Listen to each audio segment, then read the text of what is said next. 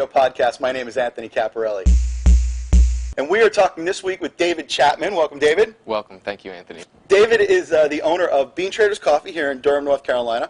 And I wanted to bring him in so that we could learn a little bit about the history of coffee. That sounds great. So let's start with, tell me a little bit about Bean Traders, how you got into the coffee Sure. business, a little bit about the stores. Okay. Well, I've worked in coffee since I was about 17. Really? And so for me, it's something I've always loved, and it was just a natural progression to ownership. So how many locations do you have now? We have 3 stores, and 2 in Durham, 1 in Chapel Hill. Well, thanks for talking to us today. You're welcome, Anthony. So let's start with, let's call it Coffee 101. Take Sure. me through coffee. I am not a coffee drinker, All right. historically. Probably the only person I know who doesn't drink a lot of coffee. And I actually came into Bean Traders one day to learn about coffee, and your barista was wonderful. Took me through picking out a roast and the whole bit, and I had my very first cup here. So let's go over some of that Sure, for some folks. sure. I know a lot of people drink coffee on a daily basis, may not know a lot about Right. it. Well, to start really elementally, coffee is the seed of a plant. Okay. And historically, it was discovered in Ethiopia by a goat herder that watched his flock eat the berries. The first coffee shop opened in 1650 in England, and it fast became the world's most popular drink. So let's say, like me, you don't know that much about coffee, and you want to Sure. move off of instant or maybe the coffee pot in the office, Right. move up to something a little bit better than that. Sure. Tell me a little bit about how you go about that. Really what sets us apart at Bean Traders is that we fresh roast all of our coffee here. So what we're a part of is the third wave of coffee. And this is a movement in America that kind of started in the 90s where rather than just that diner cup of coffee that people are used to having, it's really about selecting really high quality beans from all over the world, and each country that produces coffee, the beans have unique flavor characteristics to that bean. So it's reminiscent of wine. There's a lot of parallels there, and I would recommend probably like a medium roasted Colombian coffee or a Guatemalan coffee to someone who is just stepping into specialty coffee because it's nice and mild. So now you mentioned that there were some similarities to wine. Does coffee actually pick up characteristics of, say, the soil that it's grown in, the climate? Yeah, definitely soil conditions and anything that would maybe pollinate in the air. There's an Ethiopian coffee from a region of Ethiopia called Harar, and the coffee actually tastes of blueberry naturally because of other crops that are grown. So now tell me a little bit about the roasting, because I always hear, French roast and dark roast Sure. and light roast. Why do you roast the bean? Well, coffee beans are almost like popcorn kernels in that there's a layer of skin that pops off when you cook it.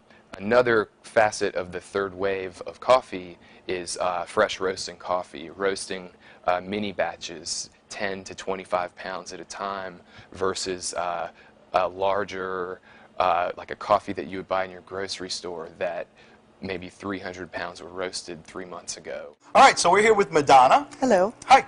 And you're a manager here at Bean Traders, right? Yes, I am. Thank Great. So what are you going to take us through? This is called a press pot, or a French press, as most commonly known. One of the most recommended ways of brewing coffee to enjoy every flavor from the bean that you grind. Okay, great. Basically, what you want to do is grind your coffee bean as close to brewing time as possible.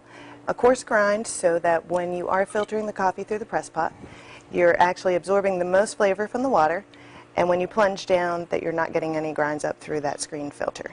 Seems important. So in essence, you're going to measure out 1 level teaspoon of coffee, ground coffee, for every cup of water. Okay. So this is about an 8-cup press pot. So we've got 8 level teaspoons of ground coffee in there. Your next step is to get boiling water into your coffee pot here. Here at the shop, we do use our espresso machine, which already has the steamed water, which is boiling. Okay. Your boiling water is what brings out the most flavor from your bean.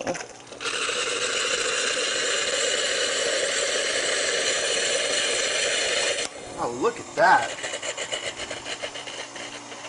Wow, you actually can see a head forming on it already.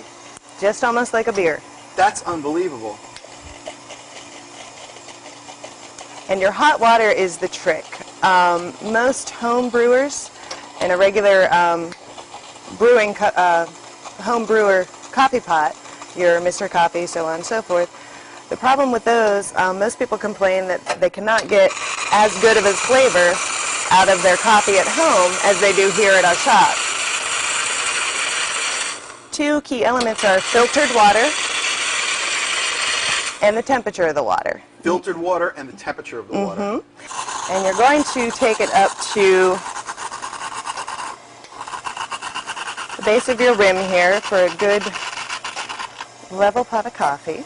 Okay. And then the key to a good press pot is stirring those coffee grinds around in there for at least 30 seconds.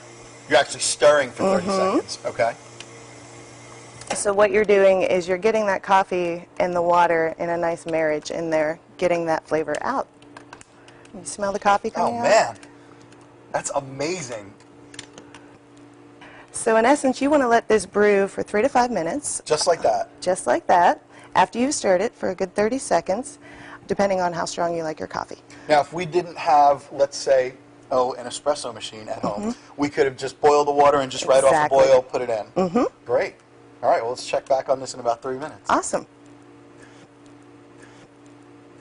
So I guess that's been about 4 minutes? Exactly. All right. So we're ready to press. Cool. So what you want to do now is plunge down slowly. So you can place your hand there and just gently and slowly plunge your press pot down. Oh, wow, look at that. So what it's doing is it's trapping the grounds and then just pushing them right through. Exactly. You've got a screen down there, so it acts as a filter when you pour, so your grinds are not coming through. Right. So All right. there's our pot. That's it? That's it. All we have to do is pour and enjoy now. Why don't we do this? Why don't you pour me a cup of coffee, and I'm going to turn it into an Irish coffee. What do you think? That sounds wonderful. All right.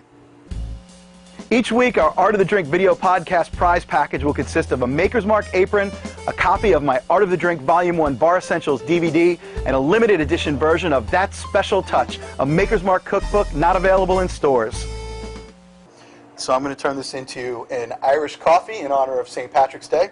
And there's, I like to keep my Irish coffee very simple. There's only 3 things that I do for all my Irish coffees. One, always make it in a clear glass so you can see it. And I like actually to use a hurricane glass because I think the form looks real good and you get a lot of coffee. All right, so I'm going to start with 1.25 ounces, just a shot of good Irish whiskey. Nice. My favorite. And second thing that I always do, use absolutely the best coffee possible. And I think we're set. I think so. On that count. So this is our press pot, is that right? Correct. Looks good. Oh yeah, look at that. Oh, that is fantastic.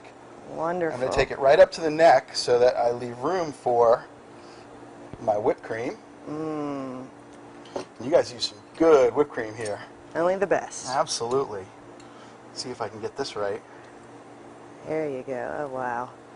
Look at that. That looks beautiful. And the third thing that I always do with my Irish coffee is I like to top it off with just a little bit of creme de menthe for color. Green creme de menthe, not the white stuff. Of course. And just drizzle just a little bit over the whipped cream. Wow. And that is our St. Patrick's Day Irish coffee. Beautiful. Thank you so much. You're welcome. Thank you. Happy St. Patrick's Day and salute.